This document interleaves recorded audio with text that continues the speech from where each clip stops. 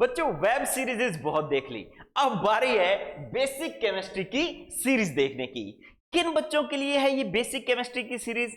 वे बच्चे जो अभी 11th में साइंस लेकर के 11th साइंस शुरू करने वाले हैं, या वो बच्चे जो 11th से 12th में एंटर कर रहे हैं। मैं यूं कहूं कि 11th और 12th दोनों बच्चों के लिए जो है ये बेसिक केमिस्ट्री की सीरीज है जब आप अपनी क्लास शुरू कर रहे हैं। क्योंकि 12th में या 11th में जब आप पढ़ रहे होंगे तो आपको बहुत बार टीचर कहेंगे कि ये तो आपने पिछली क्लास में पढ़ ही लिया होगा, या ये तो तुम्हें आता ही होगा। तो वास्तव में वो चीज हमें आती नहीं होती और वो टॉपिक हमारा समझने से रह जाता है, और कई बार तो इंसल्ट भी हो जाती है कि अरे तुम्हें आता नहीं, क्या पीछे क्या सीख के आए हो, है ना। इस तरीके की इंसल्ट भी हो जाती है।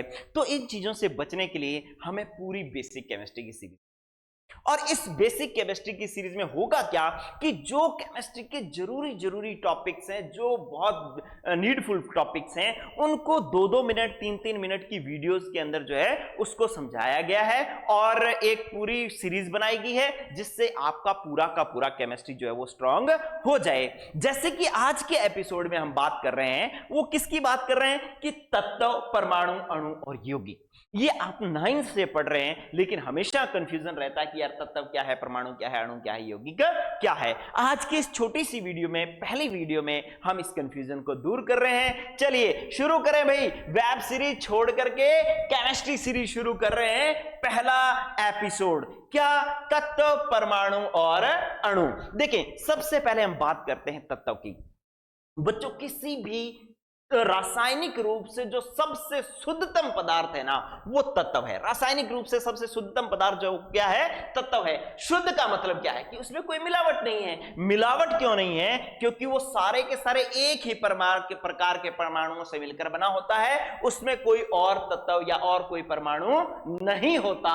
फॉर एग्जाम्पल मैं कहूं हाइड्रोजन तत्व, तो बच्चों उसके अंदर सारे के सारे हाइड्रोजन परमाणु ही होंगे। अगर मैं कहूं कार्बन तत्व, तो उसमें सारे के सारे कार्बन परमाणु ही होंगे। अगर मैं कहूं आयरन तत्व, तो उसमें सारे के सारे आयरन F ही परमाणु ही होंगे। तो बात समझ में आ गई कि भैया रासायनिक रूप से सबसे शुद्ध है। क्यों शुद्ध है? क्योंकि सारे के सारे एक जैसे परमाणु उपस्थित है। एग्जाम्पल हाइड्रोजन तत्व में सारे के सारे हाइड्रोजन परमाणु होंगे, कोई और परमाणु मिक्स नहीं होगा। चलिए अब बात करते हैं परमाणु की। परमाणु क्या है कि किसी पदार्थ है हमारे पास, उसको हम तोड़ते जाएं तो उसका जो सबसे छोटा भाग बचेगा ना, उसको हम परमाणु कहेंगे। मतलब किसी पदार्थ का जो सूक्ष्मतम भाग है वो परमाणु है। बच्चों, अगर पदार्थ को तोड़ते परमाणु बनाया, तो परमाणुओं को जोड़ते पदार्थ नहीं बनेगा क्या? ऐसा ही तो होगा। तोड़ते पदार्थ को तोड़ा, तोड़ते परमाणु बना, सबसे छोटा भाग। अब सबसे छोटे भागों को जोड़ते गए क्या बन गया? पदार्थ बन गया। तो आप इधर गौर करो, क्या है कि जो परमाणु है ना, परमाणु जब आपस में मिलते हैं तो क्या बनता है? अणु बनता है। परमाणु आपस में मिलकर के क्या बनाते हैं? अणु। और बहुत सारे अणु आपस में मिलकर के क्या बनाते हैं? पदार्थ बनाते हैं। फॉर एग्जाम्पल मेरे पास ऑक्सीजन है। ऑक्सीजन अकेला है तो वो एक परमाणु है। ऑक्सीजन दूसरे ऑक्सीजन से जुड़ गया तो O2 बन गया, और O2 ऑक्सीजन का क्या है? अणु है। अकेला O परमाणु है, O2 अणु है। अब O2 अणु के, ऑक्सीजन के O2 के बहुत सारे अणु जब मिल जाएंगे तो बन जाएगी O2 गैस, और O2 गैस क्या है? एक पदार्थ है। तो ठीक है बच्चों, परमाणु क्या है? किसी पदार्थ का सूक्ष्मतम भाग है, और तत्व क्या है? रासायनिक रूप से सबसे शुद्ध पदार्थ है। मतलब पूरा का पूरा तत्व पड़ा है तो उसमें से एक चीज, एक कण उठा लो तो वो क्या है? परमाणु है।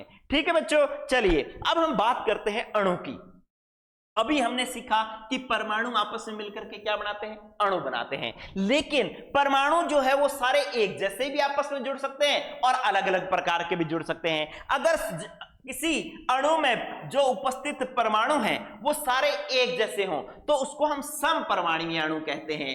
फॉर एग्जाम्पल मैंने कहा H2, N2, मैंने कहा O2, मैंने कहा Cl2, है ना। तो इस प्रकार से ये जो अणु है, नाइट्रोजन का अणु जो है उसमें दो जो परमाणु है दोनों ही नाइट्रोजन है, मतलब समान प्रकार के परमाणु हैं, तो इन्हें हम समपरमाणुीय अणु कहते हैं। ठीक है। लेकिन अगर ऐसा हो जाए बच्चों विषम परमाणुीय अणु, विषम परमाणुीय अणु के अंदर अपने पास क्या हुआ कि जैसे मैंने लिख दिया H2O, ठीक है, H2O।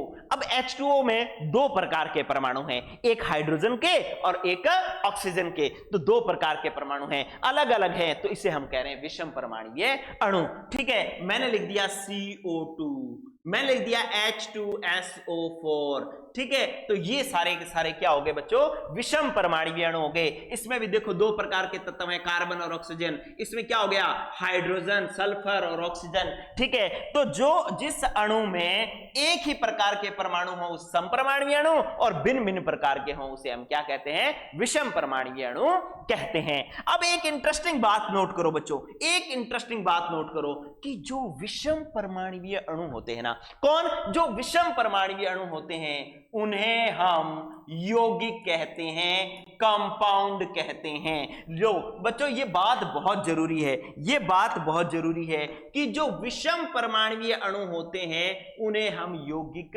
कहते हैं। अब बात सुनो कि N2 को आप यौगिक नहीं कह सकते, N2 को आप क्या कह सकते हो, अणु कह सकते हो।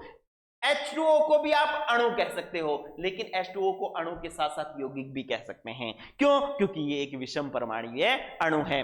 तो जितने भी जो यौगिक होते हैं वो सारे के सारे अणु होते हैं, लेकिन सारे के सारे अणु यौगिक नहीं होते, क्योंकि उन अणुओं को हम यौगिक में नहीं गिनेंगे जो समान प्रकार के परमाणुओं से मिलकर बने हुए हैं, उनको हम सिर्फ और सिर्फ अणु ही कहेंगे। लेकिन अगर उसमें अलग अलग प्रकार के परमाणु उपस्थित हैं, अलग अलग तत्व उपस्थित हैं, तो उसे हम विषम परमाणुीय अणु कहेंगे, और साथ ही हम उसको यौगिक भी कह सकते हैं। चलिए बच्चों, बेसिक केमिस्ट्री के पहले एपिसोड में, जो बेसिक केमिस्ट्री की सीरीज के पहले एपिसोड का जो है ये कंफ्यूजन तत्व, परमाणु, अणु और यौगिक जो है आपका दूर हुआ है। तो चलिए अगला एपिसोड देख लो, परमाणु की संरचना। ठीक है, फिर आप याद करना परमाणु भार याद करने की ट्रिक्स, बहुत शानदार शानदार जो है टॉपिक्स को जो है छोटी छोटी वीडियो में और बढ़िया ट्रिक के साथ क्लियर करवाया गया है। पूरी वेब सीरीज देखना, मतलब पूरी केमिस्ट्री सीरीज देखना और अपना बेस स्ट्रॉन्ग करना, अपने को रुकना नहीं है। ठीक है, वो पुष्पा मूवी का डायलॉग, रुकेगा नहीं साला। ठीक है, गुड बाय।